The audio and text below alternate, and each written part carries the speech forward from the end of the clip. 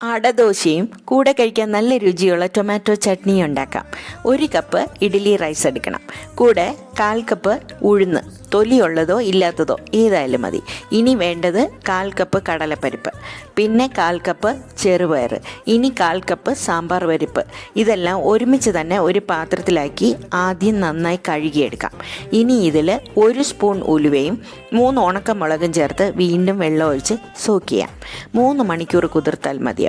ഇനി അതിലുള്ള വെള്ളം മുഴുവൻ മാറ്റിക്കളഞ്ഞ ശേഷം 1/2 സ്പൂൺ ചെറിയ ജീരകം, 1/2 സ്പൂൺ കുരുമുളക്, പാകത്തിന് ഉപ്പ്, ഇനി വേണ്ടത് 1/4 ടീസ്പൂൺ കായപ്പൊടിയാണ്. ഇതെല്ലാം കൂടെ ചേർത്ത് അരയ്ക്കാം.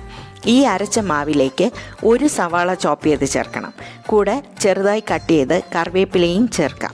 എല്ലാം കൂടെ മിക്സ് ചെയ്യുമ്പോൾ ഇൻസ്റ്റൻറ്റ് ദോശ ബാറ്റർ റെഡിയായി. ഇപ്പോൾ ചട്നിക്കായി ഞാൻ നല്ലെണ്ണയാണ് ചേർക്കുന്നത്. അത് തന്നെയാണ് രുചി. 1 സ്പൂൺ നല്ലെണ്ണയിൽ 1 ടേബിൾ സ്പൂൺ ഉഴുന്ന് ചേർത്ത് നല്ല മണം വരുന്നത് വരെ വറുത്തിട്ട് 20 വെളുത്തുള്ളി, കൂടെ 10 ചെറിയ ഉള്ളി, പിന്നെ 1 ചെറിയ പീസ് ഇഞ്ചിയും 3 മുളകും ചേർത്ത് വീണ്ടും വറക്കാം. ഉള്ളി സോഫ്റ്റായാൽ മാത്രം മതി. ഉടനെ തന്നെ 2 ടൊമാറ്റോ ചേർത്ത് വീണ്ടും 1 മിനിറ്റ് മാത്രം വഴറ്റിയിട്ട് 1 കൈപ്പിടി മല്ലിയില ചേർത്ത് വഴറ്റാം. മല്ലിയിലയുടെ നിറം മാറണ്ട, ചെറിയ ചൂടായാൽ മാത്രം മതി. അപ്പോൾ മാത്രമേ മല്ലിയിലയുടെ നല്ല ഫ്ലേവർ കിട്ടൂ.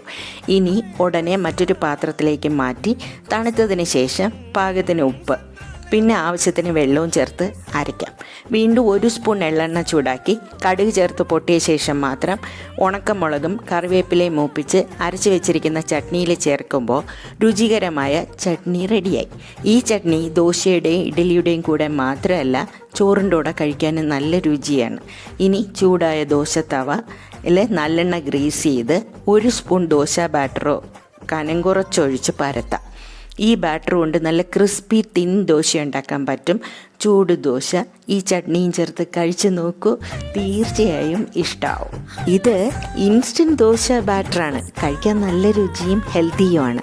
പിന്നെ മല്ലിയില, ടൊമാറ്റോ, വെളുത്തുള്ളി, കൊച്ചുള്ളി, ഇഞ്ചി, നല്ലെണ്ണ ഒക്കെ ഒത്തുചേർന്ന ഈ ഓൾ ഇൻ വൺ ചട്നി ഉണ്ടല്ലോ, എത്ര കഴിച്ചാലും മതിയാവില്ല.